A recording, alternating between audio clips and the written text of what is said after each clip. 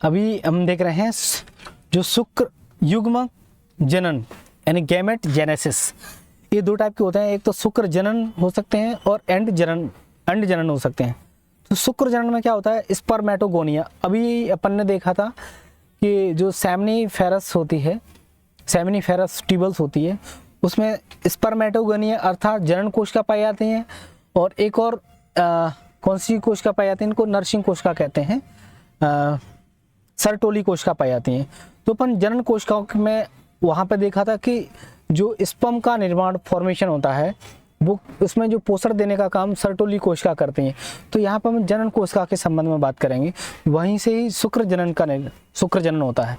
तो शुक्र जो जनन कोशिका होती हैं उसमें समसूत्री विभाजन होता है।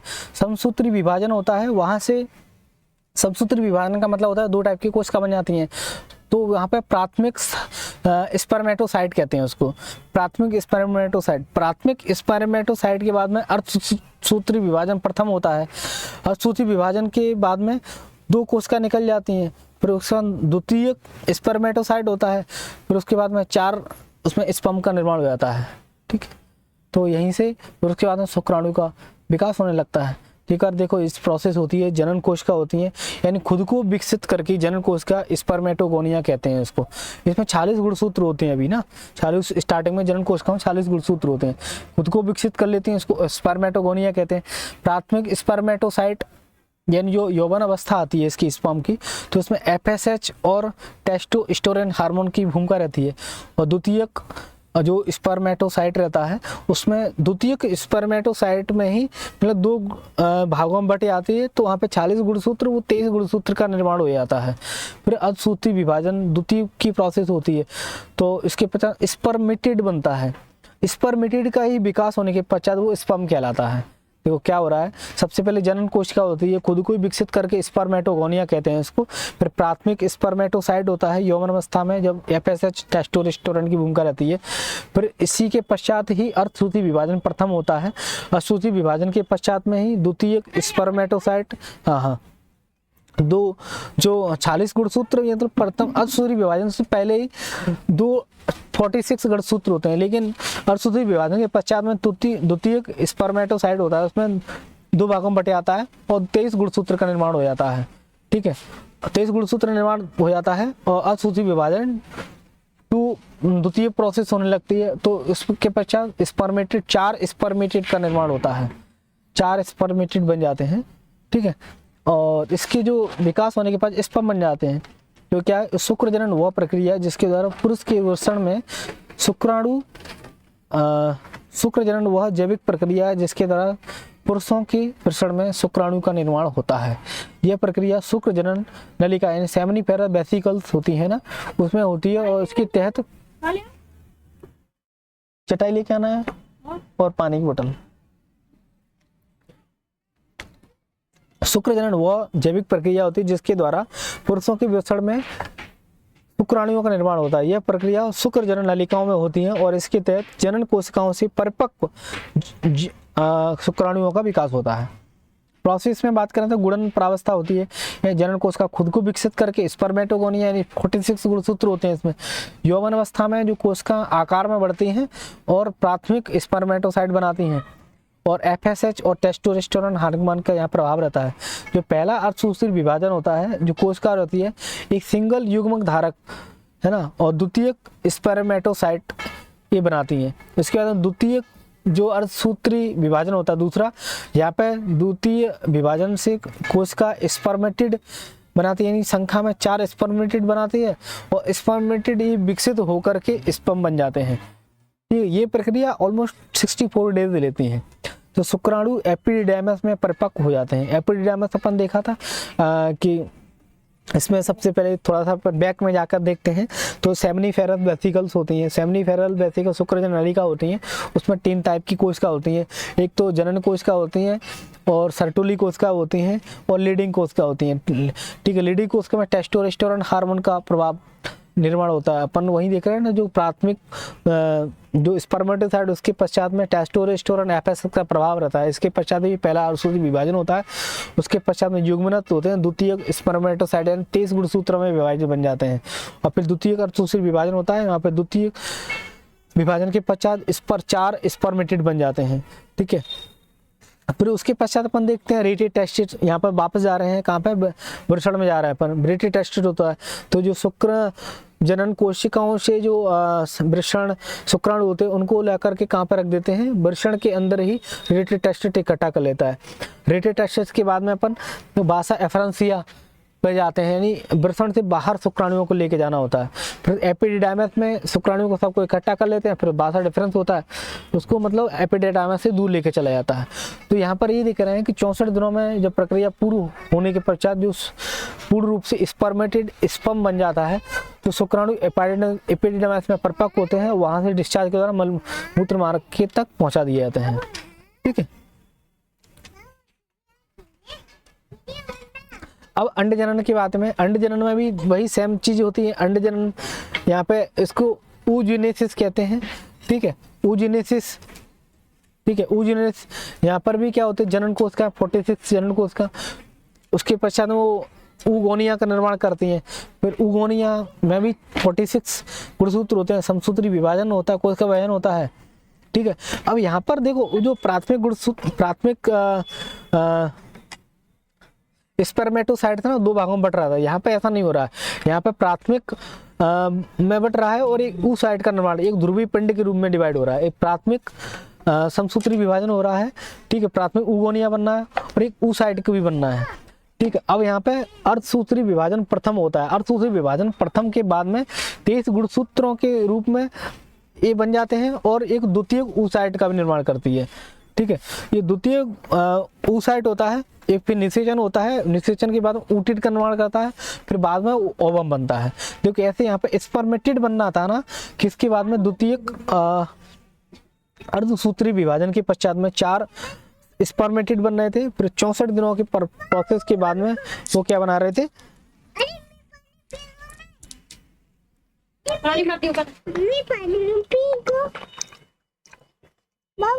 पानी पीना।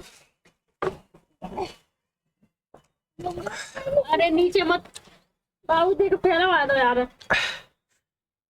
देखो अंडजनन एक ऐसी जैविक प्रक्रिया है जिसके द्वारा जो मादा होती है, मादाओं के प्राथमिक अंग के अंडाशय में अंडाणु का निर्माण होता है। अंडजनन एक ऐसी प्रक्रिया जिसमें जैविक प्रक्रिया के द्वारा मादाओं के अंडाशय में अंडाणु का निर्माण होता है। यह प्रक्रिया भ्रूण अवस्था में शुरू होती है। अपन ने देखा था कि जो भ्रूण अवस्था होती है 6वें माह में अंडाशय का निर्माण शुरू होने लगता है। उस दौरान से 1 से 2 मिलियन अंडाणु होते हैं। फिर जब जन्म होता है उस टाइम पे 4 से 6 लाख हो जाते हैं। यौवन अवस्था होती है जब 40 से 60 हजार तक। जन्म के बाद में वो होते हैं ना, मतलब 4 लाख के करीब हो जाते हैं। जब यौवन अवस्था होती है 40 से 60 हजार तक हो जाते हैं। जब प्रथम बार जो मंथ ऑफ साइकिल है ना, जो आती है, मासिक धर्म आता है, ठीक है, यानी इसको मेनार्की कहते हैं, उस दौरान पे 450 से 500 तक अंडाणु बच जाते हैं। तो ये जो अंडाणु बनने की जो प्रक्रिया होती है उसको ही अंडजनन एक सी जैविक प्रक्रिया है जिसके द्वारा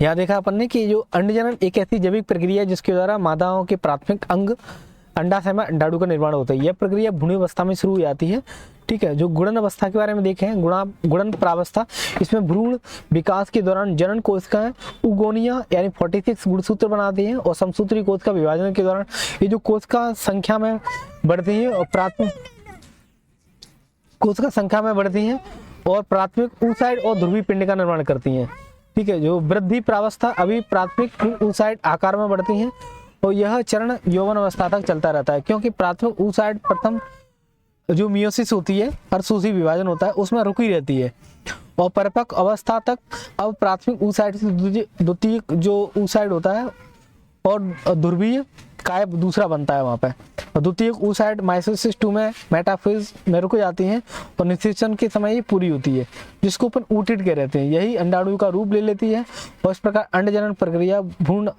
अवस्था में प्रारंभ होकर के यौवन अवस्था को रुकी रहती है और प्रजनन काल में मासिक धर्म के अनुसार ये चलती रहती है। देखो एक बार दोबारा से देखते हैं इनकी में।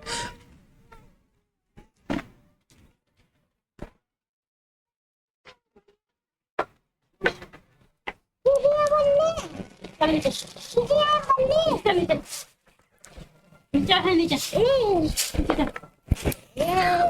बाबू पढ़ना चल। चिड़ी वाला नीचे खेलना बेटा, दीदी के साथ खेल लो, है मामा को ले जाओ, मम्मी को ले जाओ, नहीं चिड़ी वाला नीचे खेलते हैं।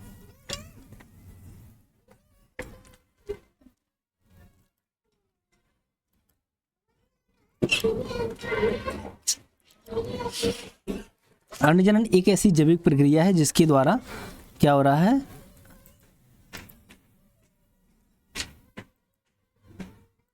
अंडजनन एक ऐसी जैविक प्रक्रिया है जिसके द्वारा जो महिला होती है, मादा होती है, उसमें किसका निर्माण होता है,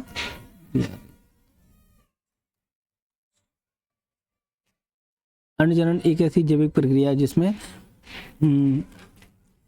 मादा की अंडाशय में अंडाणु का निर्माण होता है। ये प्रोसेस कहाँ पर होती है, भ्रूण अवस्था में, जैसे कभी बताया था। सबसे पहले गुणन प्रावस्था होती है, इसमें भ्रूण की विकास के दौरान जनन कोश का होती है ऊगोनिया का ये निर्माण करती है। यहाँ पर देखा था जो अंडाशय होता है जनन कोश का होती है इसमें, तो ये सबसे पहले ऊगोनिया का निर्माण करती है। फिर यहाँ पर समसूत्री कोश का विभाजन होता है। इस समसूत्री कोश का विभाजन के पश्चात प्राथमिक समसूत्री कोश का विभाजन के पश्चात एक कोशिका के द्वारा ये कोशिका संख्या में बढ़ती हैं और प्राथमिक ऊसाइड और ध्रुवीय पिंड में बनती हैं। ठीक है, ये क्या बनाती हैं, जो उगोनिया होती हैं, उगोनिया क्या बनाती हैं, प्राथमिक ऊसाइड और ध्रुवीय पिंड बनाती हैं। फिर उसके बाद वृद्धि प्रावस्था होती है। गुणन प्रावस्था में क्या होती है, क्या रहता है, जो उगोनिया रहता है समसूत्री कोशिका विभाजन के द्वारा प्राथमिक ऊसाइड और ध्रुवीय पिंड बनाता है। फिर प्राथमिक वृद्धि प्रावस्था होती है। अब क्या होती है, प्राथमिक जो ऊसाइड होता है ना, प्राथमिक ये उगोन एको जो पिंड रहता है ऊसाइड उसको अलग कर दो, तो जो प्राथमिक ऊसाइड रहता है ना वो आकार में बढ़ता है। फिर उसके बाद यौवन अवस्था होती है, और क्योंकि प्राथमिक ऊसाइड का अब प्रथम अर्ध कोश की विभाजन होता है, यहाँ पर रुकी रहती है वो। और जैसे ये परिपक्व अवस्था होती है, जो प्राथमिक ऊसाइड होता है वो द्वितीयक ऊसाइड और ध्रुवीय पिंड बना लेता है, दोबारा से ध्रुवीय पिंड बना लेता है, प्राथमिक द्वितीयक ऊसाइड बना लेता है। और द्वितीयक ऊसाइड होता है, फिर वहाँ पे कौन सी थी, द्वितीयक अर्ध समसूत्री विभाजन होता है। यहाँ पे ये प्रोसेस रुकी रहती है और निषेचन के समय ये पूरी होती है। जैसे निषेचन की पूरी होती है, इसको ऊटिड कह रहते हैं। ठीक है, यही बाद में जाकर के जैसे इससे क्या मिलता है, स्पर्म मिलता है, तो इसको अंडाणु का रूप धारण कर लेता है। ठीक है, इस प्रकार अंडजन, देखो एक बार दोबारा से, बहुत इंपॉर्टेंट है ये, कई बार पूछ लिया था, दोनों प्रोसेस को एक बार कंपेरिजन करते हैं। अपन ने क्या देखा था, युग्मक जनन यानी गैमेट जेनेसिस, इसमें दो प्रोसेस हुई, शुक्रजनन अंडजनन। शुक्रजनन यानी स्पर्मेटोजेनेसिस यानी शुक्राणु का निर्माण होने की प्रक्रिया। जो नर होता है, नर में एक जैविक प्रोसेस होती है, ठीक है, जिसके द्वारा पुरुषों में की वृषण में शुक्राणु का निर्माण होता है। ये प्रक्रिया क्या शुक्र जनन कहलाती है। इसमें जो शुक्र जनन नलिका होती है, उसमें मौजूद जनन कोशिका में ये प्रोसेस होती है। तो इस सबसे प्रथम 46 गुणसूत्र होते हैं और इसमें समसूत्री विभाजन के माध्यम से दो भागों में बट जाती है। प्राथमिक स्पर्मेटोसाइट दो भागों में बट जाती है, और जो प्राथमिक स्पर्मेटोसाइट है यहाँ पर अर्धसूत्री कोश का विभाजन के प्रथम अर्धकोशीय विभाजन से दो भागों में बट जाता है। ठीक है, एक द्वितीय स्पर्मेटोसाइट बन जाता है। अब द्वितीय स्पर्मेटोसाइट फिर दोबारा से यहाँ पे क्या होता है, अर्धसूत्री विभाजन 2 होता है, तो स्पर्मेटोसाइट बन जाता है। 64 दिनों के पूर्ण होने के पश्चात एक स्पर्म का निर्माण करता है। यहाँ पर एक प्रोसेस में लिखा हुआ है कि शुक्रजनन वह प्रक्रिया जिसके द्वारा पुरुषों के वृषण में शुक्राणु का निर्माण होता है और शुक्र नलिका में होता है, जिसके तहत जो जनन कोशिकाओं से परिपक्व शुक्राणुओं का निर्माण होता है। ठीक है, तो जनन कोशिका खुद को विकसित करके स्पर्मेटोगोनिया बनाती है स्पर्मेटोगोनिया बनाती है, ठीक है, जो जनन कोशिका स्पर्मेटोगोनिया बना रही है, फिर कोशिका आकार में बढ़ती जाती है। स्पर्मेटोगोनिया क्या कर रही है, वो जो आकार बढ़ती हैं तो प्राथमिक स्पर्मेटोसाइट बनाती हैं जहाँ पे एफएसएच और टेस्टोस्टेरोन का प्रभाव रहता है। फिर प्रथम अर्धसूत्री विभाजन होता है और उसके पश्चात में एकल युग्म धारक, ठीक है, एकल युग्म धारक द्वितीयक स्पर्मेटोसाइट बनते हैं, यानी 23 में कन्वर्ट हो जाते हैं। द्वितीयक स्पर्मेटोसाइट के पश्चात 23 गुणसूत्रों में डिवाइड हो जाते हैं। फिर द्वितीयक अर्धसूत्री विभाजन होता है, वहाँ पे जो द्वितीयक विभाजन से स्पर्मेटिड बन जाती है, ठीक है, और स्पर्मेटिड विकसित ही होकर स्पर्म बन जाता है। 64 दिन की प्रोसेस लेता है। अपन ने देखा तो प्रोसेस देखी थी अपन ने सेमनीफेरस ट्यूबल्स वाली, रेटे टेस्टिस, बासा एफ्रेंसिया, एपिडिडाइमस में आकर के परिपक्व हो जाती है ना, और डिस्चार्ज के पश्चात में पहुंच जाते हैं, ठीक है। अगला अपन देख रहे हैं यहाँ पे अंडजनन। अंडजनन में अंडाशय में 40 गुणसूत्र होते हैं, जनन कोशिका होती हैं, वो परिपक्व होने के बाद उगोनिया का निर्माण करती हैं, पर वहाँ पे समसूत्री कोश का विभाजन होता है।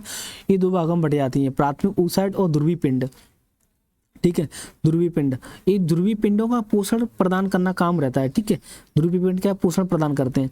फिर म्यूसिस होती है, प्रथम म्यूसिस यानी प्रथम अर्धसूत्री विभाजन होता है। फिर इसके पश्चात प्राथमिक ऊसाइड होता है, कुछ समय तक प्रोसेस रुकी रहती है। फिर परिपक्व होने के पश्चात में ये द्वितीयक ऊसाइड और द्वितीयक पिंड में बदल जाती हैं, ठीक है, द्वितीयक ऊसाइड और द्वितीयक पिंड का निर्माण कर देती हैं। फिर उसके पश्चात में इनको ऊटिड कहते हैं। क्या कहते हैं, इसमें निषेचन होता है, ऊटिड कहते हैं। ऊटिड जब निषेचन होता है ना, निषेचन के ऊटिड कहते हैं। जब ये स्पर्म से मिलती है तब अंडाणु बनता है, ठीक है। यहाँ पर सब चीजें लिखी हुई है, ये प्रोसेस। अब क्या है, जुड़वे के बारे में बात करें। एक ही गर्भावस्था के दौरान पैदा होने वाली दो संतानों को जुड़वा कहते हैं। क्या कर रहे हैं, एक ही गर्भावस्था है, ठीक है, एक ही गर्भावस्था के दौरान पैदा होने वाली दो संतानों को जुड़वा कहते हैं। यहाँ पे जुड़वा के प्रकार अपन 3 टाइप के पढ़ेंगे, मोनोजाइगोटिक जुड़वे यानी समान जुड़वे, डाइजाइगोटिक जुड़वे यानी गैर समान जुड़वे, और कोंजाइट या श्यामी जुड़वे कहते हैं इनको अपन। देखो 3 टाइप के जुड़वा होता क्या है, पहले तो डेफिनेशन ये कि एक ही गर्भावस्था के दौरान पैदा होने वाली 2 संतान, ठीक है, जुड़वा मतलब 2 रहता है, तो 2 संतान एक ही गर्भावस्था है, तो एक ही गर्भावस्था की, यानी जो गर्भावस्था के बारे में अपन ने देखा कि भाई जो निषेचन के पश्चात जो भ्रूण से लगा करके जन्म तक जो जो नवजात तक की बनने की प्रक्रिया रहती है, इसको गर्भावस्था कहते हैं। 36 से 40 सप्ताह तक रहती है। तो इसमें जो प्रोसेस हो रही है, उसमें जो 2 संतान उत्पन्न हो रही है, उसको अपन 2 संतानों को जुड़वा कहते हैं। ये 3 प्रकार की होती है, मोनोजाइगोटिक, ठीक है, समान जुड़वे होते हैं इसमें, डाइजाइगोटिक यानी वो गैर समान जुड़वे होते हैं, और एक कॉन्जाइट या श्यामी जुड़वे होते हैं। अपन बात कर रहे हैं किसके बारे में, मोनोजाइगोटिक के बारे में बात कर रहे हैं, ठीक है। मोनोजाइगोटिक देखो एक सिंपल सा सबसे बहुत समय से देख रहे हैं अपन कि एक नर युग्मक होता है, एक मादा युग्मक होता है, जो दोनों जब मिलते हैं तो निषेचन का प्रोसेस, नर युग्मक अंडाणु, मादा नर युग्मक यानी स्पर्म शुक्राणु, और मादा युग्मक यानी अंडाणु, जो दोनों मिलते हैं निषेचन होता है। फिर युग्मनज का निर्माण होता है। युग्मनज के बाद में जब समसूत्री कोश का विभाजन होता है तो 2 भागों में जो कोशिका होती है बट जाती है, ठीक है। तो ये जो कोशिका होती है समसूत्री विभाजन के पश्चात 2 भागों में बटे, युग्मनज जो होता है 2 भागों में बट रहा है, समसूत्री कोश का विभाजन होते ही तो 2 जीवों का निर्माण कर रहा है। फिर यहाँ पर फिर समसूत्री कोश का विभाजन होता है। अब समसूत्री कोश के विभाजन से अपन ने देखा 32 तक जाकर के मोरूला बनना है, ब्लास्टूला बनना है, गेस्टूला बनना है, ब्लास्टोसिस्ट बनना है, ठीक है। उसके बाद में ऑर्गेनोजेनेसिस हो रहा है, ठीक है, भ्रूण बनना है, एम्ब्रियो कह रहे हैं अपन, ठीक है। और फिर उसके बाद में फीटस बन रहा है, फिर नवजात का निर्माण हो रहा है, फिर उसके बाद में अपन देख रहे थे शिशु बन रहा होता है, ठीक है। ये सब प्रोसेस चलती रहती हैं। तो इसके बारे में हम बात करें तो ये जो इसका विकास एक निषेचन, एक युग्मनज जो इसका विकास हो रहा है ना, मोनोजाइगोटिक के बारे में बात कर रहे हैं। देखो नर युग्मक मादा युग्मक जब मिलते हैं फिर निषेचन होता है, तो युग्मनज का निर्माण होता है, समसूत्री कोश का विभाजन होता है। समसूत्री कोश का विभाजन होते ही ये जो युग्मनज जो होता है वो 2 भागों में बट रहा होता है, तो इससे 2 जीव बन रहे हैं। फिर दोबारा से यहाँ पर समसूत्री कोश का विभाजन होता है, यानी यहाँ पे इंपॉर्टेंट है 2 बार कोश का विभाजन होता है, समसूत्री कोश का विभाजन हो रहा है। तो यहाँ पर क्या बात किया कि क्या चीज़ होती है, इसका जो विकास होता है एक निषेचन और एक युग्मनज में के द्वारा होता है। क्या बोला, देखो एक ही यहाँ पे युग्मनज होता है, क्या हो रहा है यहाँ पे, ये कैसा हो रहा है, यहाँ पे एक ही क्या होता है, एक ही युग्मनज हो रहा है और एक ही निषेचन हो रहा था। तो जो क्या है, मोनो जाइगोटिक, मोनो का मतलब सिंगल होता है, एक ही रहता है मोनो का, जाइगोटिक मतलब जुड़वा होता है, ठीक है। तो समान जुड़वा यानी एक ही जुड़वाते, यानी समान एक ही जुड़वा से काम हो रहा है, यानी एक निषेचन हो रहा है, एक युग्मनज से ही इसका मोनोजाइगोटिक का निर्माण होता है। जो समान जुड़वे होते हैं, एक निषेचन एक युग्मनज का से विकास होता है। इनकी आनुवंशिकता और भौतिक लक्षण समान होते हैं, जेनेटिक जो इफेक्ट इनके जो प्रभाव रहते हैं वो भौतिक लक्षण दोनों के समान होते हैं, एक दूसरे के क्लोन होते हैं, ठीक है। और सिर्फ एक ही प्लेसेंटा का, इसमें एक ही प्लेसेंटा का निर्माण होता है। 4 चीज़ें पढ़ना है इसमें। मोनोजाइगोटिक में एक प्रोसेस ये होती है कि नर युग्म मादा युग्म बनता है, निषेचन होता है, फिर उसके बाद में युग्मनज का निर्माण होता है, समसूत्री कोश का विभाजन होता है, फिर 2 भागों में सेल डिवाइड हो जाती है और इसकी मतलब वो सेल अलग अलग नहीं हो पाती है। जब युग्मनज के बाद में जब समसूत्री विभाजन होता है तो उसमें सेल अलग अलग नहीं हो पाती, वहीं पे 2 केंद्रक बन जाते हैं, ठीक है। फिर वो जो सेल अलग डिवाइड हो जाती है तो फिर अलग से 2 जीवों का निर्माण करती है, फिर यहाँ पे फिर समसूत्री विभाजन फिर दोबारा से होने लगता है। तो यानी इसमें इसका विकास एक निषेचन एक युग्मनज के द्वारा होता है, ठीक है। यह एक आनुवंशिक और जो भौतिक लक्षण इसमें समान होते हैं, एक दूसरे की क्लोन होते हैं, एक ही प्लेसेंटा का निर्माण होता है। डाइजाइगोटिक में अपन बात करेंगे तो जो इसमें जो निषेचन हो रहा है इसमें 2 स्पर्म होते हैं और 2 अंडाणु होते हैं, ठीक है। तो ये अलग अलग जीवों का निर्माण करते हैं। यहाँ भी समसूत्री कोश का विभाजन होता है तो वो प्रोसेस सेम चलती है। तो यहाँ पर देखो अपन ने मोनोजाइगोटिक में पढ़ा था, मोनोजाइगोटिक में क्या देखा था कि एक निषेचन एक युग्मनज होता है, लेकिन मैं बात करता हूँ कहाँ पे, डाइजाइगोटिक में। डाइजाइगोटिक में क्या होगा, 2 निषेचन और 2 युग्मनज से होता है।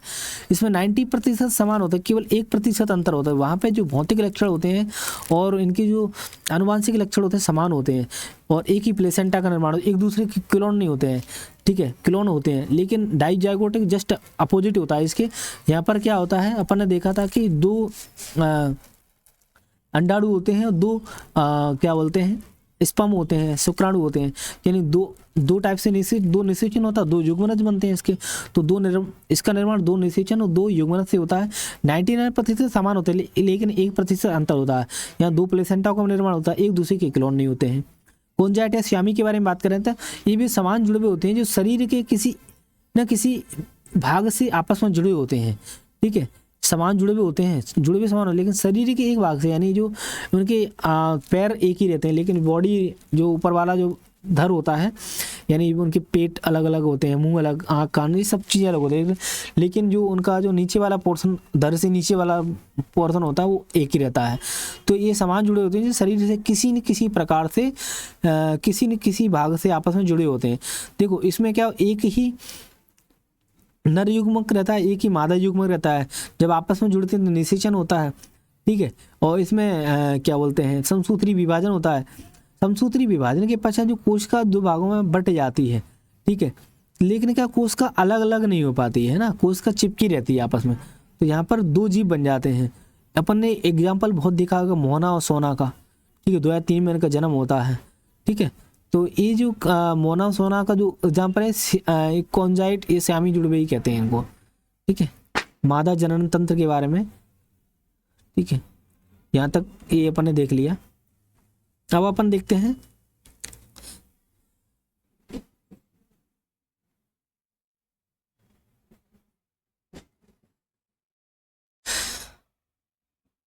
देखो अभी HCG के बारे में देखा था, ह्यूमन कोरियोनिक गोनेडोट्रोपिन। एक क्या होता है, एक जो 72 आवर्स करके एक गोली आती है, ऊपर टाइप की आती है, एक स्ट्रिप टाइप की आती है। जब सुबह जगते ही उसकी जो मूत्र की जो बूंदें होती है उसमें गिरा देते हैं तो उसका जो कलर चेंज हो जाता है, तो पता लगा पॉजिटिव नेगेटिव। तो HCG के माध्यम से इसमें पता लगाते हैं। यदि निषेचन होता है, निषेचन में अपन देख रहे हैं, मतलब अपन देखते आ रहे हैं, जो अंडाणु होता है, अंडाणु होता है 14 दिन इंतजार कर, 14 दिन से 72 घंटे तक इंतजार करता है, 17 दिन तक, 14 से 17 दिन इंतजार करता है इसका स्पर्म का। यदि स्पर्म मिल जाता है तो निषेचन हो जाता है। तो निषेचन होते क्या, युग्मनज का निर्माण होता है। तो और युग्मनज के पश्चात में ये जो युग्मनज है वो जाकर के गर्भाशय की एंडोमेट्रियम परत पर जाके वहाँ चिपक जाता है, ठीक है। यदि नहीं चिपकता है तो उसको अपन ने देखा एक्टोपिक प्रेगनेंसी कह रहे थे उसको ना। तो यदि ये बहुत गलत होता है वो, ठीक है। यदि वो जाकर ऐसा बहुत रेयरली होता है, लेकिन उसका वर्ड एक्टोपिक प्रेगनेंसी कह रहे होते हैं। लेकिन जनरली क्या होता है, निषेचन होने के पास युग्मनज का निर्माण होता है, वो एंडोमेट्रियम जो गर्भाशय की जो अंदरूनी परत वहाँ पर चिपक जाता है और सिंपल सा एंडोमेट्रियम परत के मोटी होती जाती है और रक्त नलिकाओं से युक्त होती है। इसमें बहुत सारे क्या होती है, बच्चे अपन सुनते हैं कि बच्चे का खून से निर्माण होता है, तो रक्त नलिकाओं से युक्त होती है और यहाँ पे कोरियोन का निर्माण होता है, ठीक है। अपन देखें कोरियोन, कोरियोन प्लस कोरियोन देखा था अपन ने, 3 टाइप की जो परत होती है ना, उसमें झिल्ली, अतिरिक्त भ्रूणी झिल्ली आ जाती हैं जो कि उसका चारों तरफ से संरक्षण करती है किसका, जो गर्भावस्था में, ठीक है। 3 टाइप की कोरियोन और एमिनियोन और एक और देखा था अपन ने एलेंटॉइस, ठीक है। तो जो कोरियन झिल्ली का निर्माण होता है जो कि प्लेसेंटा का निर्माण करती है, कोरियन के बनने के बाद में ही एचसीजी हार्मोन का निर्माण होने लगता है, ठीक है। ये तुरंत ही प्रोसेस होने लगती है, तुरंत ही, ज़्यादा टाइम नहीं लगता है इसमें, ठीक है। एचसीजी हार्मोन का निर्माण होने लगता है। एचसीजी अपन चेक करते हैं, जो प्रथम जो पेशाब की बूंद होती है उससे पता लगता है कि भाई ये एचसीजी के माध्यम से गर्भावस्था को सुनिश्चित कर दिया जाता है कि है कि नहीं। और गर्भावस्था को बनाए रखने के लिए प्रोजेस्टेरोन के स्तर में वृद्धि हो जाती है। यदि मान लो अब तो निषेचन हो गया, यदि निषेचन नहीं हो तो अंडाणु का जो क्षरण होता है वो होना शुरू हो जाएगा, यानी 17वें दिन के बाद में अंडाणु का क्षरण होना शुरू हो जाता है, तो प्रोजेस्टेरोन के स्तर में कमी आने लगती है, ठीक है। और गर्भावस्था की जो एंडोमेट्रियम जो परत है उसका क्षरण होना शुरू हो जाएगा। ये महामारी के 28वें दिन तक चलता है, ठीक है। 28वें, देखो महामारी तो 17वें दिन से शुरू हो जाती है, लेकिन जो ब्लीडिंग होती है वो बाहर आना 28वें दिन से शुरू होने लगता है। तो 28वें दिन के बाद रक्त का स्त्रावण शुरू हो जाता है, तो इस हिसाब से बातें होती हैं, ठीक है। मादा चक्र, प्रजनन चक्र की व्याख्या, ये सब प्रोसेस में बता दिया जाएगा, ठीक है। यहाँ पे बांझपन के कारण ओलिगोस्पर्मिया और एजियोस्पर्मिया के बारे में देखा था। ओलिगोस्पर्मिया मतलब भाई अपन को कम से कम 2 से 5 ml तक, 2 से 3 ml स्पर्म की जरूरत होती है, मिनिमम संख्या इतनी होती है, तभी वो क्या बोलते हैं अंडाणु तक पहुंच पाता है। उसमें से एक जो अंडाणु होता है, जो एक जो स्पर्म होता है अंडाणु की, उसमें जो पर तो अपन देखा कोरोना रेडिटा, जोना पैलेसिडा, उसमें प्लाज्मा था और प्लाज्मा के अंदर माइटोकॉन्ड्रिया थे, केंद्रक था। तो कोरोना रेडिएटा और जोना पैलेसिडा की परत को गला दिया जाता है, ठीक है, एक हाइड्रोलाइटिक एंजाइम के माध्यम से, ठीक है। तभी वो उसमें केंद्रक में जाकर के संयुग्मक होता है, और यानी नर युग्मक मादा युग्मक बन जाते हैं। एजियोस्पर्मिया में तो उसमें स्पर्म ही नहीं होते हैं, ठीक है, 0 स्पर्म होते हैं, इसको एजियोस्पर्मिया कंडीशंस कहते हैं। तो मतलब जो नर होता है वो भी बांझ हो सकता है, जरूरी नहीं है कि आदमी हो, ठीक है। तो ओलिगोस्पर्मिया, एंजियोस्पर्मिया। अब पीसीओडी के बारे में बात करते हैं। देखो पीसीओडी मतलब पॉलीसिस्टिक और ओवेरियन डिसीज होता है। पॉलीसिस्टिक और ओवेरियन डिसीज, सिस्टिक का मतलब गांठ होती है एक टाइप से, ठीक है, जो ओवेरी में गांठ पड़ जाती हैं उसको ये पीसीओडी डिसीज कहते हैं। ये पीसीओडी डिसीज होता है ना, 5 वर्ष के जो बच्चे होते हैं वो बचपन से कामुक दृश्य वगैरह देखने लगते हैं, सबसे वैसे जनरली 10 से 12 साल रहती है जब उनमें यौवन अवस्था यानी जो मेंस्ट्रुएशन साइकिल स्टार्ट होती है। लेकिन आजकल क्या है कि ये जो मोबाइल की, टेलीकॉम, इस टाइप से जो चीज़ें प्रचलन में है, मूवी वगैरह देखते हैं कुछ कामुक दृश्य, उससे पहले जल्दी से ही एक्टिवेट हार्मोन होते हैं तो पहले ही आने लगती हैं चीज़ें, ठीक है। अब जो पीसीओएस इनके लक्षण, इन सब के बारे में देखें तो हाइपोथैलेमस के बारे में अपन ने देखा था कि अभी ग्रंथि होती है ना, जो भूख प्यास भावना लैंगिक इच्छा पीयूष ग्रंथि का नियंत्रण वगैरह करती हैं। देखो मादा प्रजनन चक्र के बारे में बात करें तो ये जो अपन ने देखा था, इसको मैंने पूरी डिटेल में लिखा हुआ है यहाँ से, कि जैविक प्रक्रिया जिसके माध्यम से स्त्रियों के अंडाणु का निर्माण, निषेचन की संभावना और गर्भाधारण की तैयारी होती है। यह चक्र हार्मोन के द्वारा नियंत्रित होता है, औसतन 28 दिन तक चलता है। प्रथम चरण, ठीक है, ये 5वें दिन तक चलता है, फिर 5वां दिन होता है, फिर 14वां दिन, 17वां दिन, 28वां दिन। इसमें मतलब 5 दिन इंपॉर्टेंट होते हैं। पहला दिन होता है रक्त का स्त्रावण होता है, यहाँ पर देखा मासिक धर्म का चरण 1 से 5वें दिन तक चलता है। इस चरण में गर्भाशय की जो एंडोमेट्रियम जो परत होती है झड़ जाती है, रक्त श्लेष्मा आदि के रूप में बाहर निकलता है। यह संकेत है कि पिछले चक्र में गर्भधारण नहीं हुआ है। फॉलिकुलर चरण में 6 से 13 तक दिन तक चलता है। इस चरण में जो हाइपोथैलेमस और पीयूष ग्रंथि से एफएसएच का स्त्रावित होता है ना, जिससे अपन ने देखा था एफएसएच का काम क्या रहता है। एफएसएच का जो अपन को पता है हाइपोथैलेमस पीयूष ग्रंथि से एफएसएच स्त्रावित होता है, ठीक है, जो कि अंडाणु को परिपक्व बनाने का काम करता है, अंडाणु को विकसित करने का काम करता है अंडाशय में, ठीक है। इसी दौरान एस्ट्रोजन हार्मोन्स जो रहता है वो भी गर्भावस्था की जो भीतरी परत होती है एंड्रोमेट्रियम, ठीक है, उसको क्या करता है, मोटा करने लगता है। और ये और जो एंड्रोमेट्रियम होती है रक्त नलिकाओं से युक्त होती है, यहीं पे कोरियन का निर्माण होता है। कोरियन से अपन प्लेसेंटा का निर्माण करते हैं अपन, ठीक है। जो कोरियन बनने के बाद में एचसीजी हार्मोन का निर्माण होने लगता है। एचसीजी पता लगता है कि भाई गर्भ धारण हुआ है कि नहीं हुआ है। फिर एंडो उत्सर्जन चरण होता है, ठीक है। अब देखो जो एफएसएच के माध्यम से अंडा परिपक्व हो गया, ठीक है, अंडा परिपक्व हो गया, वो 14 दिन में कहाँ पर चला जाता है, एलएच के माध्यम से वो परिपक्व होने लगता हो जाता है। अंडा परिपक्व अंडा क्या होता है, होने के पश्चात वो अंडा से बाहर निकल के फैलोपियन ट्यूब में पहुंच जाता है, ठीक है। इसी समय निषेचन के लिए सबसे उपयुक्त होता है। और वो जो अंडा है परिपक्व अंडा है वहाँ पे गर्भाशय में 48 से 72 घंटे तक वेट करता है, ठीक है। यदि इसको अंडाणु मिल जाता है तो क्या युग्मनज बन जाता है, प्रोसेस होने लगती है, ठीक है। वो गर्भावस्था की एंडोमेट्रियम परत में जुड़ जाता है, ये सब प्रोसेस होने लगती है, ठीक है। ल्यूटियल चरण होता है, इसमें 17वें दिन से 28वें दिन तक ये चलता है। जो काउपर्स लुटियंस होता है उसके द्वारा प्रोजेस्टेरोन हार्मोन स्त्राव होता है जो गर्भाशय को गर्भधारण तैयार करता है। लेकिन क्या होता है कि गर्भावस्था को 4 सप्ताहों तक बनाए रखने के लिए प्रोजेस्टेरोन हार्मोन इस तरह में वृद्धि होती रहती है और उसको बनाए रखता है। यदि मान लो निषेचन नहीं होता है तो अंडाणु का क्षरण होना शुरू हो जाता है और प्रोजेस्टेरोन के स्तर में कमी आने लगती है और गर्भावस्था के एंडोमेट्रियम पर तो उसका क्षरण शुरू हो जाता है।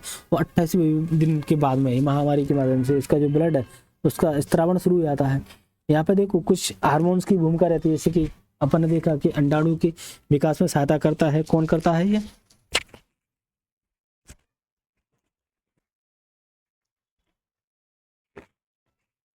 अंडाणु के विकास में एफएसएच की सहायता करता है। एलएच अंडो उत्सर्ग में करता है। एस्ट्रोजन गर्भ अवस्था की परत को यानी मोटा बना के रखता है ना, यानी इसमें जो नलिकाओं का रक्त नलिकाओं का स्त्रावण के माध्यम से रक्त का स्त्रावण करना, ठीक है। प्रोजेस्टेरोन गर्भावस्था की स्थिति को बनाए रखता है। तो मादा प्रजनन तंत्र एक सुसंगठित हार्मोनल प्रक्रिया है जो स्त्री शरीर की गर्भधारण के लिए तैयार की जाती है। यह स्त्री की जनन क्षमता, स्वास्थ्य और प्रजनन तंत्र के सामान्य संचालन का ये आधार होती है। देखो बांझपन के कारण, देखा बांझपन की ये स्थिति हुआ जिसमें कोई दंपत्ति नियमित और क्या कह रहा है ये, जो बांझपन कैसी स्थिति जिसमें कोई दंपत्ति नियमित और असुरक्षित सहवास के बावजूद 1 वर्ष तक गर्भधारण करने में असफल रहता है। क्या कह रहा है, बांझपन वह स्थिति जिसमें कोई दंपत्ति होते हैं नियमित और असुरक्षित सहवास कर रहे हैं, उसके बावजूद भी 1 वर्ष तक गर्भधारण करने में असफल रहते हैं, तो यह समस्या बांझपन कहलाती है। ये दोनों में हो सकती है, लड़कों में भी, लड़कियों में, पुरुष में, महिला में। पुरुषों में अपन ने लक्षण देते हैं कि शुक्राणु की संख्या में कमी होती है, ओलिगोस्पर्मिया कहते हैं। यदि शून्य शुक्रमण हो यानी जो सीमंस रहता है वीर्य में शुक्राणु ही नहीं हो तो उसको एजियोस्पर्मिया कहते हैं। और कारण हार्मोन असंतुलन की भी स्थिति हो सकती है, अंडकोश की भी समस्या हो सकती है, धूम्रपान, शराब, नशा, तनाव भी सब करते हैं, ठीक है, इससे भी हो जाती है ये समस्या, ठीक है। तो क्वेश्चन आता है बांझपन के कारण क्या है, तो सीधा बताना है कि वह स्थिति जिसमें कोई दंपत्ति नियमित और असुरक्षित इंपॉर्टेंट है, सहवास के बावजूद 1 वर्ष तक गर्भधारण करने में असफल रहते हैं। कुछ कारण होते हैं जैसे शुक्राणुओं की संख्या कम होती है, ओलिगोस्पर्मिया, यदि 0 स्पर्म होते हैं उसको एजियोस्पर्मिया, हार्मोन असंतुलन है, अंडकोश की समस्या है, धूम्रपान, नशा कर रहे हैं, शराब पी रहे हैं, तनाव, इससे भी होती है दिक्कत है, ठीक है। देखो ये जो अंडाशय रहता है, अंडाशय में क्या रहता है कि बहुत सारे अंडे रहते हैं, ठीक है। एक थीका सेल का निर्माण हो जाता है वहाँ पे अंडाशय में बहुत सारे अंडे रहते हैं, उसमें थीका सेल का निर्माण हो जाता है। तो क्या होता है इसमें महिलाओं में दिक्कत बता रहे हैं ये चीज़ों, जो स्वस्थ मले आते हो तो बहुत ठीक है, कोई दिक्कत नहीं है। एक पीसीओडी के लक्षण आते हैं, ठीक है। एक हार्मोन असंतुलन है, 3 टाइप की कंडीशंस हो जाती है। यदि जमीन शैली से संबंधित चीज़ होती हैं, पीसीओडी के लक्षण आते हैं, पीसीओडी कहते हैं, और हार्मोन असंतुलन पीसीओएस सिंड्रोम हो जाते हैं, वो डिसीज सिंड्रोम में बदल जाता है, ठीक है। तो देखो पीसीओडी के कारण क्या हो सकते हैं, प्रीकॉशियस प्यूबरिटी, यानी समय से पहले ही प्यूबरिटी आ जाती है, यौवनावस्था आ जाती है। आजकल जंक फूड वगैरह खाते हैं, ठीक है, इनसे ये समस्या होने लगती है। सोया उत्पाद, सोया मिल्क वगैरह, ठीक है, माइक्रो प्लास्टिक का बहुत बड़ा इसमें योगदान रहता है, ठीक है, मतलब बेकार योगदान है। ये मादा हार्मोन के जैसे व्यवहार करने लगता है, ठीक है, माइक्रो प्लास्टिक के इसमें स्तर में बढ़ने से, जो बोतल से, प्लास्टिक की बोतल से जो पानी वगैरह पीते हैं ज़्यादा तरीक़ा से, तो इसमें जो टेस्टोस्टेरोन का जो लेवल है 1% तक से कम होता रहता है। कई कारण है इसके, पीसीओडी के, कामुक दृश्य वगैरह है ना, सोया उत्पाद वगैरह, माइक्रो प्लास्टिक्स, ये सब। भारत में पीसीओडी से ग्रसित महिला 20% तक है, और पीसीओएस मतलब 1/3 जो पीसीओडी की महिला होती हैं वो पीसीओएस में कन्वर्ट हो जाती है, यानी ऑलमोस्ट 6% तक, 6 से 7% जो महिला होती हैं पीसीओएस सिंड्रोम भी हो जाता है उनको, ठीक है। तो इसके लक्षण क्या है, वजन का बढ़ना, ठीक है, और इंसुलिन प्रतिरोध, यानी हृदय से समस्या, उपापचय समस्या सब होने लगती हैं। अंतःस्रावी समस्या, हार्मोन में समस्या है, एस्ट्रोजन कम हो जाता है, प्रोजेस्टेरोन कम हो जाता है, एंड्रोजन बढ़ जाता है। एंड्रोजन के स्तर में अधिकता की वजह से पीसीओएस के तहत सम्मिलित लक्षण, जैसे एंड्रोजन का जो लेवल होता है उसमें अधिकता हो जाती है, ठीक है, पीसीओएस के तहत। तो कौन कौन सा, असमय महामारी आने लगती है, देरी से होने वाला महामारी, यानी इसमें सामान्यतः 28 दिनों में महामारी होती है, लेकिन 40 दिनों से ज़्यादा टाइम लेने लगता है। तो असमान रक्तस्राव, स्पॉटिंग, एंड्रोमेटियम जो परत धीरे धीरे झड़ती है, मोटी होने की स्थिति में भी, ठीक है। और जो सिर के बाल पतले हो जाते हैं, त्वचा तेली हो जाती है, चेहरे पर कील मुहासे आते हैं, संपूर्ण शरीर पर अनचाहे बालों का उगना, ठीक है, पुरुषों के समान गंजापन होने लगता है। ये महिलाओं में दिक्कत आने लगती है, पीसीओडी के लक्षण हैं। और विभिन्न परीक्षण के बारे में, इनके परीक्षण क्या कर सकते हैं, रक्त परीक्षण, जैसे एंड्रोजन के स्तर का पता लगा सकते हैं, ठीक है। और क्या बोलते हैं, ये ईएसजी के बारे में, अल्ट्रा यूएसजी होते हैं ना, अल्ट्रासोनोग्राफी करवा सकते हैं, अंडाशय का आकार बढ़ रहा है कि नहीं उससे पता लगता है। जो अपरपा की छोटी छोटी पुट्टिकाओं का पता लगाने हेतु है ना, ये भी कर सकते हैं। और रोटेडरम क्राइटेरिया, इसमें ऊपर देखा था, यहाँ पे ये जो रहती है थीका सेल, इसमें क्या रहता है कि बहुत सारी कोशिकाएं रहती हैं, अंडाशय रहते हैं, बहुत सारे अंडाणु रहते हैं, वो परिपक्व एफएसएच के प्रभाव में, एफएसएच प्रॉपर नहीं आएगा तो जो अंडे रहते हैं पूरी तरह से वो परिपक्व नहीं हो पाएंगे, ठीक है।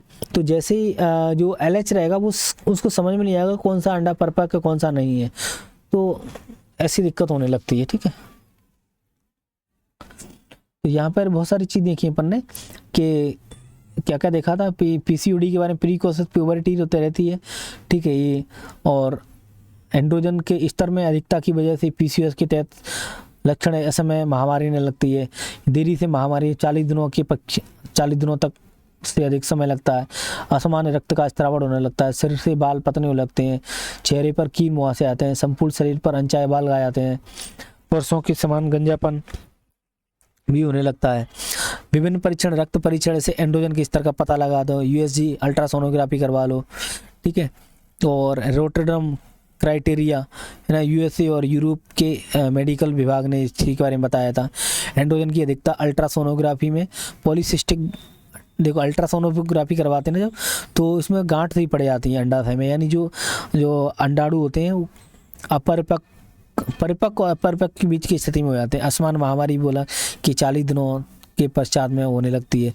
उपरोक्त तीनों में से 2 भी लक्षण होते हैं तो पीसीओडी की समस्या के बारे में बताते हैं। एंड्रोजन की अधिकता हो जाए, अल्ट्रासोनोग्राफी में पॉलीसिस्टिक ये पड़ जाए, असमान महामारी आ जाए। अब आते हैं ओलिगो ओवल्यूशन, ठीक, ओलिगो ओवल्यूशन। इसमें क्या होता है कि अंडाणु की संख्या कम होती है, एक कैलेंडर वर्ष होता है ना, उसमें लगभग 8 अंडाणुओं का निर्माण होता है, अंडाणुओं का 8 अंडाणु निर्माण होता है एक कैलेंडर वर्ष में। तो महामारी 28 दिन की बजाय पे 40 दिन की हो जाती है। यहाँ पे एक ओलिगो एवोल्यूशन में क्या हो रहा है, अंडाणु की संख्या कम हो जाती है। इसमें क्या होता है, एक कैलेंडर वर्ष में लगभग 8 अंडाणु, वैसे कितने 12 बनने चाहिए, लेकिन कितने 8 अंडाणु बन रहे हैं, यानी तो अपन 12 दिख रहे हैं ना, तो 12 छक्का 72, ऑलमोस्ट कितना, मतलब 3-4 महीने का गैप हो जाता है इसमें ना, 12 144 ना, तो यानी 4 महीने का करीब गैप हो जाता है, 4 अंडे कम हो जाते हैं तो 8 ही अंडे बन पाते हैं, तो ओलिगो ओव्यूलेशन कहते हैं इसको। ठीक है, अब होता है इसमें एनोवोल्यूशन। इसमें क्या अनुपस्थित होती है, यहाँ पर अंडाणुओं का निर्माण ही नहीं होता है, अंडाणुओं का निर्माण ही नहीं होता है, बांझपन की समस्या आती है। हर्सुटिज्म में क्या होता है, महिलाओं के शरीर पर पुरुषों के समान बालों में वृद्धि होने लगती है। यह मुख्य कारण हार्मोन के असंतुलन का होता है। फेरीमैन गाल्वे क्राइटेरिया, इसके माध्यम से महिलाओं के शरीर के 9 भागों पर ठीक है बालों की वृद्धि का निर्धारण किया जाता है, जिसकी गणना 0 से 4 तक होती है। ऐसे सामान्य तो कोई दिक्कत नहीं है। ठीक है, अब जो क्या है इसमें थीका सेल का निर्माण हो जाता है, FSH की नंबर बढ़ जाता है, LH का भी नंबर बढ़ता है, तो PCOS की कंडीशन आ जाती है। ठीक है, और इसमें जो अंडाणु होते हैं अपरपक्व 12 या 12 से ज़्यादा पुट्टिकाएं देखने लगती हैं, तो अंडाणु का आकार तो बड़ा हुआ दिखता ही है, तो इससे कन्फ्यूजन होता है ना उसको FSH को LH को लेने में। तो गर्भावस्था के दौरान एंडोमेट्रियम परत का निर्माण किया जा रहा है, परत मोटी होती चली जाती है और स्पॉटिंग की वजह से अनियमित महामारी की शुरुआत हो जाती है और 28 दिन से ज़्यादा समय लगने लगता है, 40 दिन का समय लगता है, और इसके पश्चात मतलब बांझपन की स्थिति हो जाती है। ये मतलब महिलाओं में स्थिति। मूड स्विंग क्या होता है, इसके कारण प्रोजेस्टेरोन और एस्ट्रोजन में एस्ट्रोजन में कमी आने जाती है। निषेचन हो जाता है तो क्या होता है, तो भ्रूण को आघात और सूखने से बचाता है। अब देखो अभी तक अपन ने एक कंडीशन देख रहे थे, भ्रूण निषेचन नहीं होता है। निषेचन होता है तो अपन ने देखा कि जो परत होती है यहाँ पे जब एंडोमेट्रियम परत होती है वहाँ पे अपना भ्रूण आ जाता है, तो 3-4 परत होती है। अभी देख रहे हैं एक परत में ध्यान भूल रहा था, एक तो कोरियोनिक बिली होती है। ठीक है, कोरियोनिक बिली जो प्लेसेंटा का निर्माण करती है, कोरियोनिक बिली होती है। इसमें देखो काया होती है, कोरियोन, एलेंटॉइस और क्या होती है, यॉक सेल होती है और एमिनियन होती है। 4 पर होती थी, कौन सी काया होती है, कोरियोन जो कोरियोनिक बिली होती है। ठीक है, इसमें मतलब प्लेसेंटा का निर्माण करती है, और एलेंटॉइस गर्भ नाल का निर्माण करती है, और जो यॉक सेल होती है ये जनन कोशिकाओं का निर्माण करती है। ठीक है, यॉक सेल जनन कोशिका, अपन ने को यूगोनिया वगैरह, ठीक है, प्राथमिक यूगोसाइट है ना, यूगोसाइट पिंड वगैरह देखे थे अभी। अमोनिया जो एमोनियन होती है ना, अमोनियन भ्रूण को आघात और सूखने से बचाती है। 4 टाइप की कोशिका हो रही है। ठीक है, यदि निषेचन होता है तो काया। ठीक है, अतिरिक्त भ्रूणी झिल्ली होती है, अपने देखा था कि ये इसको भ्रूण को अतिरिक्त शिक्षा प्रदान करनी होती है। ठीक है, 4 टाइप के इसमें प्रकार होते हैं, कोरियोन, एलेंटॉइस, यॉक सेल और एमिनियन। कोरियोन का काम होता है, क्या होता है, प्लेसेंटा का निर्माण करती है, इसको कोरियोनिक विली कहते हैं। ठीक है, और एलेंटॉइस होती है गर्भ नाल का निर्माण करती है, यॉक सेल होती है जनन कोशिका का निर्माण करती है, एमिनियन भ्रूण को आघात और सूखने से बचाता है। प्रजनन जागरूकता के बारे में बात करें, मेनोपॉज। ठीक है, ये लगभग 45 से 50 वर्ष तक की आयु तक होती है मेनोपॉज। ठीक है, लगातार 12 महीने तक मासिक चक्र नहीं आता है तो मेनोपॉज आ चुका है मान लो। ठीक है, लक्षण क्या है कि वजन बढ़ने लगता है, हृदय रोग और ऑस्टियोपोरोसिस। ठीक है, बाल पतने लगते हैं, याददाश्त चली जाती है। ठीक है, नींद वगैरह आने लगती है, ये सब इनके लक्षण होते हैं। ठीक है, इसके अंतर्गत 3 चरण होते हैं। मेनोपॉज में इसके अंतर्गत 3 चरण होते हैं, प्री मेनोपॉज या पेरी मेनोपॉज कहते हैं। एक मेनोपॉज, एक पोस्ट मेनोपॉज। प्री मेनोपॉज और पोस्ट मेनोपॉज। देखो मैं पेरी मेनोपॉज या प्री मेनोपॉज के बारे में बात करें तो 40 से 45 साल तक की आयु में होती है। कारण तनाव, आधुनिक जीवन शैली में लक्षण, अतिरिक्त थकान होने लगती है, मासिक धर्म जल्दी आने लगता है। ठीक है, और मेनोपॉज में देख लिया अपन ने 45 से 50 साल तक की आयु में होता है, और जो 12 महीने तक लगातार मतलब हो सकता है कि ये मासिक चक्र नहीं आए। और पोस्ट मैरिज मतलब इसके बाद का जो चक्र होता है, प्री मेनोपॉज के बाद में बिल्कुल आने ही बंद हो जाता है मान लो इसमें। ठीक है, महिलाओं को अधोलिखित परीक्षण कराना चाहिए, FSH level test, LH level test, estrogen स्तर, प्रोजेस्टेरोन वगैरह, डेक्साडोन, यूजो टेस्ट, स्टेमिना टेस्ट के लिए, HB1AC टेस्ट मधुमेह के लिए होता है। ठीक है, मेमोग्राम परीक्षण ब्रेस्ट कैंसर के लिए होता है। ठीक है, ये सब चीज़ें। अब परिवार नियोजन के बारे में देखें। देखो विवाहित लोगों के द्वारा पहले से ही परिवार नियोजन हेतु ऐच्छिक रूप से गर्भ निरोधक का प्रयोग किया जाता है। विवाहित लोग होते हैं, ठीक है, अब वो डिसाइड कर लेते हैं भाई हम को इतने बच्चे पैदा करना है, इतने नहीं करना है। ठीक है, तो ये क्या होते हैं, परिवार नियोजन की ऐच्छिक रूप से गर्भ निरोधक का प्रयोग करते हैं। गर्भ निरोधक का प्रयोग करते हैं कि भाई कब अपन को गर्भ का धारण करवाना है, कब नहीं करवाना है। तो यही परिवार नियोजन की प्रक्रिया कहलाती है। देखो क्या है,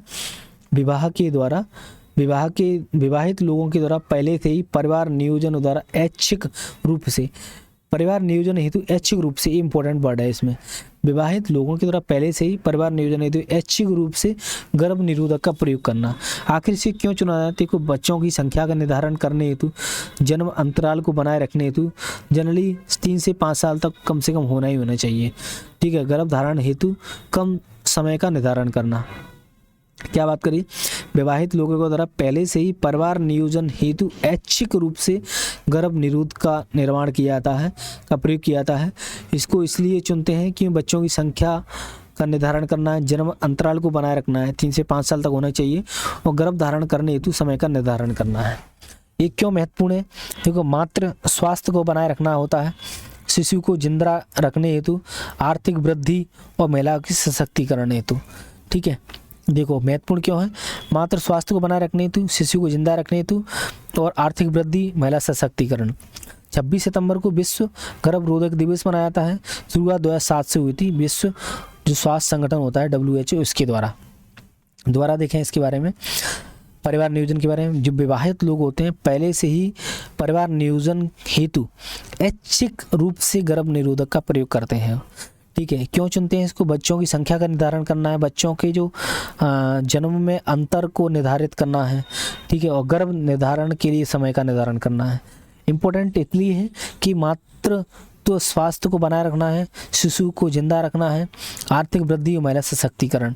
26 सितंबर को विश्व गर्भ निरोधक दिवस मनाते हैं।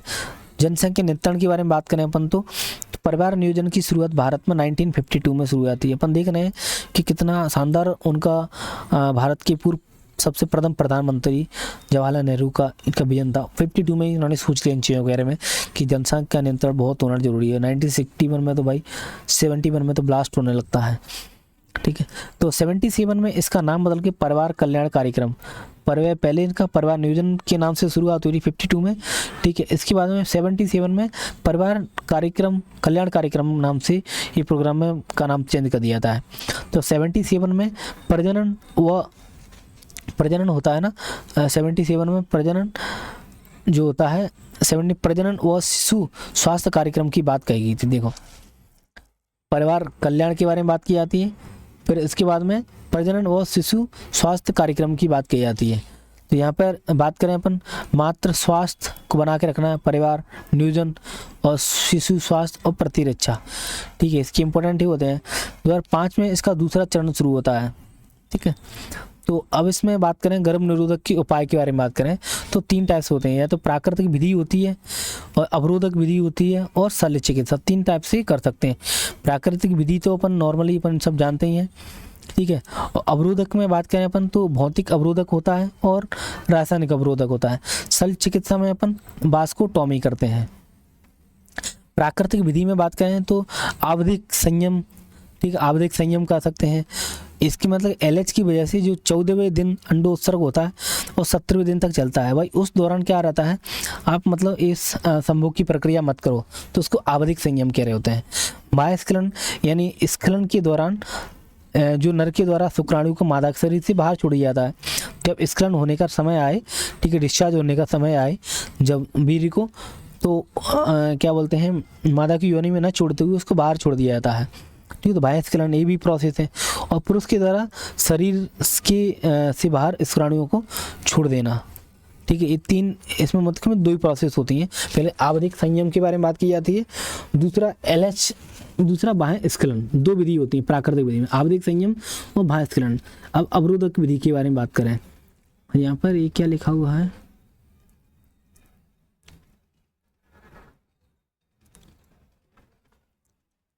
ये कुछ अलग से चीज़ें लिखी हुई हैं मैंने, इसके बारे में देखें।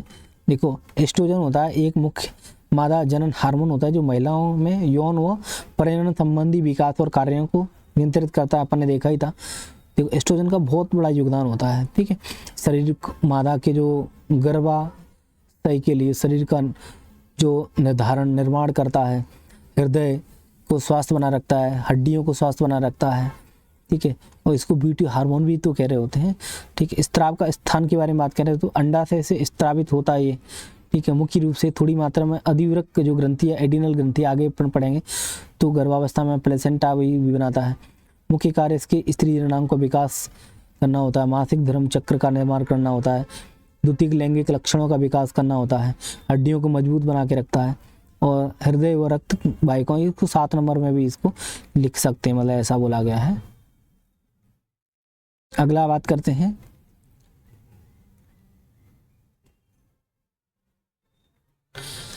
Lactational amenorrhoea. लैक्टेशनल, देखो जो FSH जो 3 प्रोसेस होती है ना इसकी प्राकृतिक तरीका की, प्राकृतिक में पहले तो बाह्य स्खलन कर दो, आवधिक संयम, आवधिक संयम मतलब सीधा सा 14 से 17 दिन तक मत करो। बाह्य स्खलन मतलब जैसे ही आप संभोग बना रहे हैं तो स्खलन डिस्चार्ज होने पर आता है वीर्य का, तो उसको बाहर छोड़ दो, ठीक है। और उसके पश्चात तीसरी जो तरीका होता है उसको कहते हैं लैक्टेशनल एमेनोरिया। इसमें क्या होता है, जो FSH का लेवल होता है कम होता है और LH का लेवल भी कम होता है। FSH का लेवल कम होगा तो अंडाणु परिपक्व कम बनेंगे, और LH का लेवल कम होगा तो क्या होगा, जो अंडाणु का उत्सर्जन, अंडोत्सर्ग वो भी कम होगा, ठीक है, ये चीज़ रहेगी ना। तो अब इसमें ऑक्सीटोसिन जुड़ा हुआ, ऑक्सीटोसिन के बारे में पता है अपन को। ऑक्सीटोसिन का कहाँ पे काम होता है, एक तो दूध स्त्रावण में काम होता है, ठीक है, और दूसरा जब बच्चा जब पैदा हो रहा होता है, ठीक है, प्रसव क्रिया, प्रसव पीड़ा देने के लिए ऑक्सीटोसिन जब काम आता है। तो प्रोजेस्टेरोन और एस्ट्रोजन, एस्ट्रोजन का काम क्या रहता है, एस्ट्रोजन का काम रहता है कि जो एंडोमेट्रियम पर तो उसकी मोटी बनाना, मोटी बनाए रखना, एंड्रोजन का काम रहता है। प्रोजेस्टेरोन जब गर्भावस्था आ जाती है तो उसके दौरान उसको गर्भावस्था को बनाए रखने तो प्रोजेस्टेरोन का निर्माण होता है, ठीक है। ये आपस में FSH, LH, एस्ट्रोजन, प्रोजेस्ट आपस में ये जुड़े हुए होते हैं। तो जब 6 माह तक बच्चा माँ का दूध पीता है तो ऑक्सीटोसिन का लेवल बढ़ा रहता है। तो ऑक्सीटोसिन का लेवल बढ़ा रहेगा तो क्या रहेगा, इससे FSH का लेवल कम रहेगा, FSH का लेवल कम रहेगा तो एस्ट्रोजन का भी लेवल कम रहेगा इसमें, ठीक है। ये दूसरा यहाँ से भी जुड़ा हुआ है, जब FSH का लेवल कम रहेगा तो LH का भी लेवल कम रहेगा, तो प्रोजेस्टेरोन के लेवल कम रहेगा।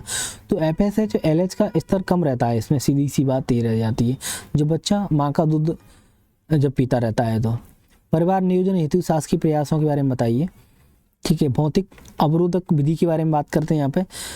तो पुरुष और महिलाओं के द्वारा कंडोम का प्रयोग किया जाता है, ये तो भौतिक अवरोधक में, और महिलाओं के शरीर में भी डायफ्राम का उपयोग किया जाता है। सर्विक्स जो रहता है ना वहाँ पे आवरण लगे जाती है, बोल्ट का प्रयोग कर देते हैं अपन यहाँ पे। एक IVCD यानी इंट्रा यूटेराइन और कॉन्ट्रासेप्टिव डिवाइस लगा देते हैं। IVCD यानी इंट्रा यूटेराइन कॉन्ट्रासेप्टिव डिवाइस लगा देते हैं। कॉपर टी, फैलोपियन ट्यूब को बंद कर दिया जाता है। कॉपर संपर्क से वैसे क्या रहता है, कॉपर के संकर शुक्राणु होता है वो मर जाता है, ठीक है। ये कॉपर टी भी 2 प्रकार की होती है, 375, 380। देखो भौतिक अवरोधक के बारे में 2 प्रकार से होते हैं, या तो पुरुष महिला जब संभोग बना तो कॉन्डम का प्रयोग कर लें, ठीक है, और दूसरा महिलाओं के शरीर में डायफ्राम का उपयोग किया जाता है, ठीक है। और क्या रहता है कि डायफ्राम का उपयोग किया जाता है। और IVCD का प्रयोग यानी इसमें कॉपर टी का इंट्रा यूटेराइन कॉन्ट्रासेप्टिव डिवाइस लगा लो, जिसमें कॉपर टी एग्जाम्पल होता है, ठीक है। इसमें कॉपर टी में क्या फैलोपियन ट्यूब बंद हो जाता है। 375, 380 2 प्रकार की होती हैं। रासायनिक अवरोधक विधि में इसके अंतर्गत गर्भ निरोधक गोलियों का प्रयोग किया जाता है। 2 प्रकार से कई प्रकार होती हैं गर्भ निरोधक के बारे में। पॉप, प्रोजेस्टेरोन ओनली पिल्स, ठीक है, प्रोजेस्टेरोन ओनली पिल्स। कॉप के बारे में कंबाइंड ओरल पिल्स, इसके अंदर एस्ट्रोजन और प्रोजेस्टेरोन दोनों ही होते हैं। ECP इमरजेंसी कंट्रासेप्टिव पिल्स होती है ये, इसमें 2 प्रकार की दवा दी जाती हैं, एक लीवोन ऑर्गेस्ट्रोल और एक मिफेस्टोरॉन। क्या क्या होता है रासायनिक विधि में, क्या तो पॉप होती है, कॉप होती है और ECP। पॉप में प्रोजेस्टेरोन ओनली पिल्स होती है, कॉप में कंबाइंड ओरल पिल्स होती है, इसी में इमरजेंसी कंट्रासेप्टिव पिल्स होती है। ये 2 प्रकार के लीवोन ऑर्गेस्ट्रोल, ये भ्रूण को गर्भावस्था की दीवार से चिपकने नहीं देता है, इसे 72 घंटे के भीतर ले लेना चाहिए। लीवोन ऑर्गेस्ट्रोल। मिफेस्टोरॉन में क्या होता है, इसे मॉर्निंग आफ्टर पिल्स भी किया जाता है, इसे 72 से 120 घंटे के मध्य में लिया जाता है। ये LH के स्तर पर कमी व एंडोमेट्रियम परत का क्षय कर देती है, ठीक है। नॉर्थीस्टेरोन, प्रोजेस्टेरोन प्लस गर्भ निरोधक नहीं है ये। शल्य चिकित्सा विधि के बारे में बात करें, पुरुष में वासेक्टोमी होती है, महिला में ट्यूबेक्टोमी करते हैं अपन। पुरुष में जो नसबंदी करते हैं उसको वासेक्टोमी कहते हैं, और महिला में जो करते हैं उसको ट्यूबेक्टोमी कहते हैं। देखो परिवार नियोजन के बारे में बात चल रही है। वासेक्टोमी के बारे में बात करें, पुरुष नसबंदी क्या आता है, इस प्रक्रिया में वासना डिफरेंस ही होती है ना। अपन देखा था कि मनुष्य में 5 टाइप की नलिका होती हैं। सबसे सेमिनिफेरस ट्यूबल्स है ना, शुक्रजन नलिका होती है, रेटे टेस्टिस होती है, बासा इफरेंसिया होती है, एपिडाइमस होती है, बासा डिफरेंस होती है। बासा डिफरेंस मतलब वहाँ पे जो एपिडाइमस से बासा इफरेंस होता है, ठीक है। एपिडाइमस में स्टूर होते हैं, साकरे शुक्राणु होते हैं, और उसको ले जा करके दूर लेके चली जाती है कौन, बासा इफरेंसिया। और बासा इफरेंसिया से एपिडाइमस सीरीड है ना, सीरीड डी फॉर डिफरेंसिया ना। तो बासा जो डिफरेंसी होती है, ठीक है, वहाँ पर ये बाहर लेके चला जाता है, तो उसी को अपन काट दिया जाता है, मतलब गांठ लगा दी जाती है ना इसमें बासा इफरेंसिया में, बासा डिफरेंस सॉरी। तो इस पुरुष नसबंदी कहा जाता है। इस प्रकार जो बासा डिफरेंस को काट दिया जाता है, अपने जुड़कर सील कर दिया जाता है, जिससे शुक्राणु के बाहर को प्रभाव को रोका जाता है, ठीक है। जो बासा डिफरेंस के माध्यम से तो मूत्र मार्ग में सिस्टम में चला जाता है, मतलब क्या हो जाता है, जो शुक्राणु, तब उसी को काट दें तो कहाँ पर जाएगा शुक्राणु। तो पुरुषों में ये जो नसबंदी करते हैं उसको पुरुष बासोक्टोमी कहते हैं। क्वेश्चन पुरुष बासोक्टोमी आता है तो क्या होता है, पुरुष नसबंदी कहते हैं। इसमें जो पुरुष की बास डिफरेंस होती है उसको काट दिया जाता है, वो जुड़कर सील कर दिया जाता है, शुक्राणु का प्रभाव रोका जा सके। नॉन स्काल्पेल बासेक्टोमी, ठीक है, नॉन स्काल्पेल बासेक्टोमी, ठीक है। आजकल क्या रहता है, ये मतलब काटनी ऑपरेशन के माध्यम से कर देते हैं इसको। ट्यूबेक्टोमी, इससे महिला नसबंदी कहते हैं। इस महिलाओं की फिलोपिन नलिका को काटकर उसमें गांठ लगा दी जाती है, ठीक है। देखो अभी एक बार परिवार नियोजन को दोबारा से देख लेते हैं, इंपॉर्टेंट पार्ट 1 होता है ये। परिवार नियोजन में देखा था कि डेफिनेशन क्या होती है कि विवाहित लोगों के द्वारा पहले से ही परिवार नियोजन हेतु ऐच्छिक रूप से गर्भ निरोधक का प्रयोग किया जाता है, ठीक है। इसमें क्यों चुना जाता है कि बच्चों की संख्या निर्धारण करना है, बच्चों की जो जन्म में अंतर का निर्धारण करना है, ठीक है। और क्या है, गर्भ निर्धारण के हेतु समय भी निकालना भाई, ये नहीं कि भाई बच्चे पे बच्चे पैदा करते आ रहे हो भाई, कम से कम 3 से 5 साल का डिफरेंस होना चाहिए। इंपॉर्टेंस क्या है इसका कि मातृत्व स्वास्थ्य को बनाए रखना होती है, शिशु को जिंदा रखना है, और आर्थिक वृद्धि और महिला सशक्तिकरण इंपॉर्टेंट होते हैं। नियंत्रण में अपन 1952 से भारत में शुरुआत हुई, परिवार नियोजन की शुरुआत होती है। 70 में इसका नाम बदल करके परिवार कल्याण कार्यक्रम कर दिया जाता है, और इसमें ही प्रजनन व शिशु स्वास्थ्य कार्यक्रम चलता है, और इसका उद्देश्य होता है कि मातृ स्वास्थ्य को बनाना है, परिवार नियोजन, शिशु स्वास्थ्य और प्रतिरक्षा। 2005 में इसका दूसरा चरण शुरू होता है। इसमें निरोधक के 3 उपाय होते हैं, एक प्राकृतिक विधि होती है, एक अवरोधक विधि होती है, शल्य चिकित्सा होती है, ठीक है। प्राकृतिक विधि में बात करें अपन तो आवधिक विधि होती है, ठीक है, बाह्य स्खलन होता है, ठीक है। और उसका लैक्टेशनल एमेनोरिया कहते हैं इसको, लैक्टेशनल एमेनोरिया कौन कौन सी होती है, लैक्टेशनल एमेनोरिया प्राकृतिक में आवधिक संयम, ठीक है, और बाह्य स्खलन और लैक्टेशनल एमेनोरिया। देखो आवधिक संयम में क्या रहता है, 14 से 17 दिन तक जब उस टाइम पर अंडा उत्सर्ग होता है उस दौरान संभोग मत करो, तो एक तो आवधिक संयम मतलब रहता है। दूसरा बाह्य स्खलन, जब संभोग कर रहे हैं उस दौरान जो डिस्चार्ज होने वाला होता है वीर्य उसको बाहर छोड़ दो, ठीक है, शुक्राणु को बाहर छोड़ देना होता है। एक लैक्टेशनल एमेनोरिया में क्या होता है, LH और FSH जो रहता है उसको कम कर दो, उसका स्त्रावण जो 6 महीने तक जो बच्चा दूध पीता रहता है उससे उसका स्त्रावण भी कम होता है। तो ये 3 तरीका होता है प्राकृतिक विधि में, एक आवधिक संयम और बाह्य स्खलन और लैक्टेशनल एमेनोरिया। और बाह्य अवरोधक विधि में 2 प्रकार से होते हैं, एक तो या तो भौतिक रहता है, रासायनिक भौतिक में अपन कंडम का उपयोग कर सकते हैं, लेडीज कंडम या जेंट कंडम, ठीक है। IBCD का इंट्रा, ठीक है, IBCD का उपयोग कर सकते हैं। इसमें ट्यूब क्या बोलते हैं जो रहता है ना, कॉपर टी वगैरह का इस्तेमाल कर लो, ठीक है।